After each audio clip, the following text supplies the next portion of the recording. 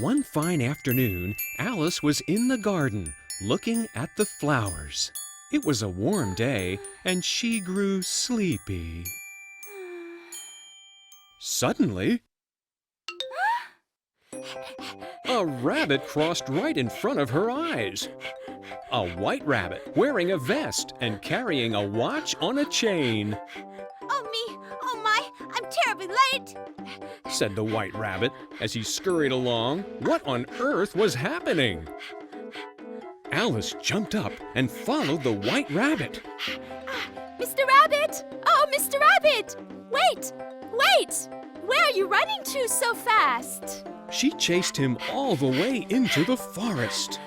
Whereupon, she fell into a deep hole. Very deep and very dark and apparently endless. Oh my!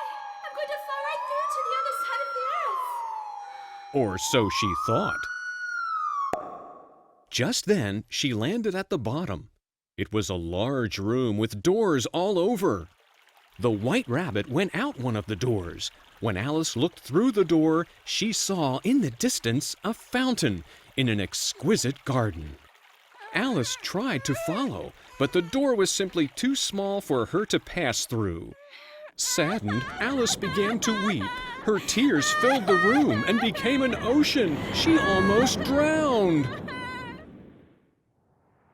She swam on the ocean of tears and eventually reached shore. There she found many animals who had also swum there, drying themselves in the sun. There was a duck, and an eagle, and a dodo.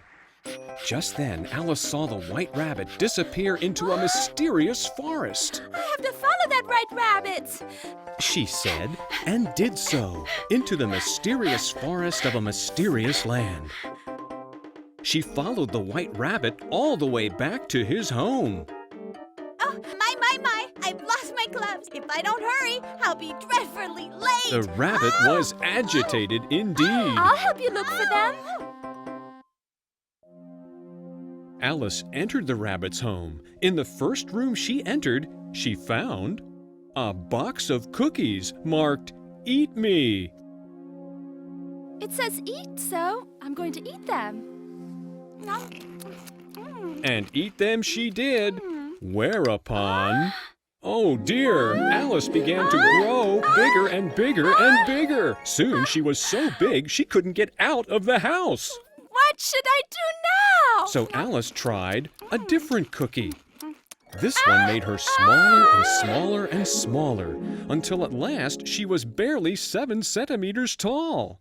Now I'm smaller than a rat! As she chased it, Alice heard it say, Now I will be late! Oh no! Must hurry, hurry, hurry!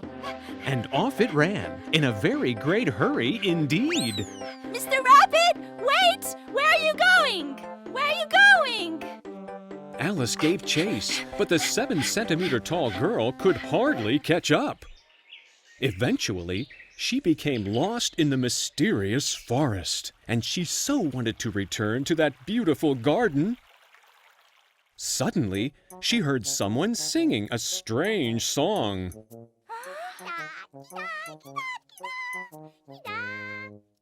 She went to look and saw a caterpillar sitting on a mushroom. Please tell me, which way should I go? Asked Alice of the caterpillar.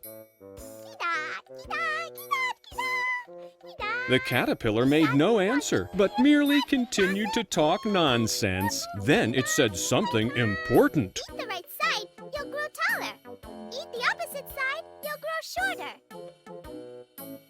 Alice accordingly ate the left side of a mushroom. And she grew bigger, regaining her original size. Which way should I go, I wonder? Thus, she wandered in the woods. Her next encounter was with a Cheshire cat perched up on a branch, huge, striped like a tiger, and grinning broadly, very like a person. Please, Mr. Cheshire Cat, which way should I go? The Cheshire cat replied. To the left, where the Mad Hatter lives. To the right, the March Hare. But really, they're both a little, shall we say, off. Alice was perplexed, but she had to keep going. She had to choose, so off she went to the left.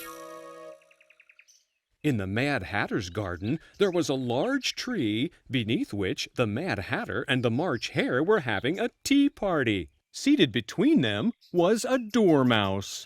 Hoping to be included in the tea party, Alice approached. But when the Mad Hatter consulted his watch, Ah! Oh, no! What's the matter? asked Alice. My watch! It's 2 days late! He cried and immediately disassembled his watch. To repair it, one might have thought, but instead he began to spread butter over it.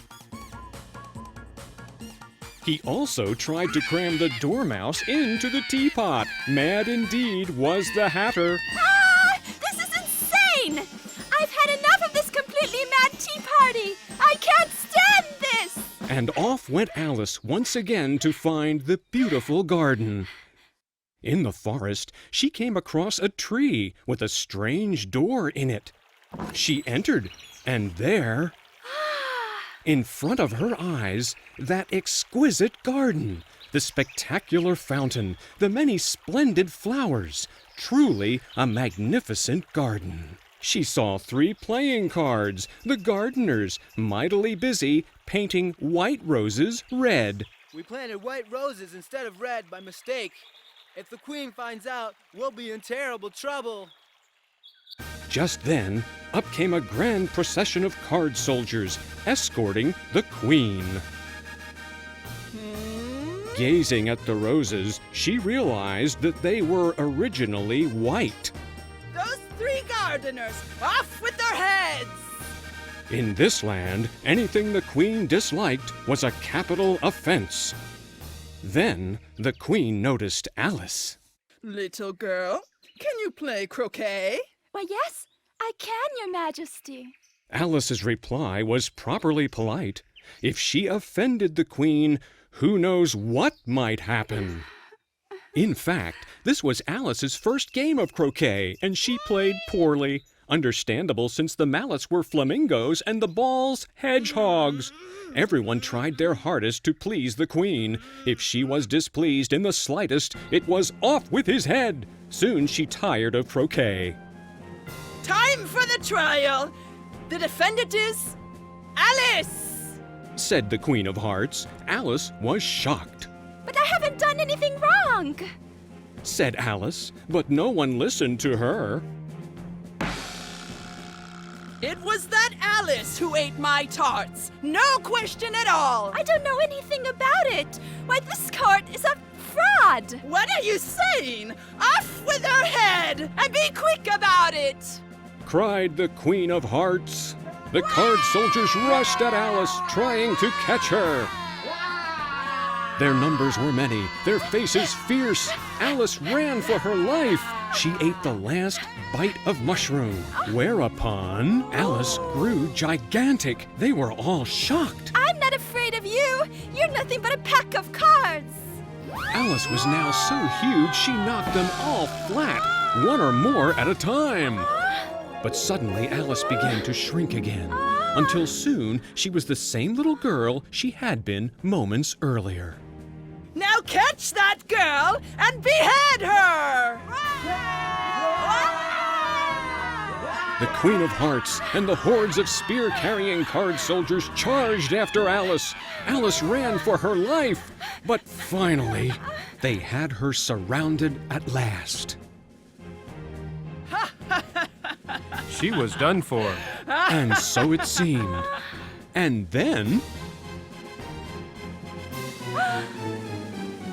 she woke up.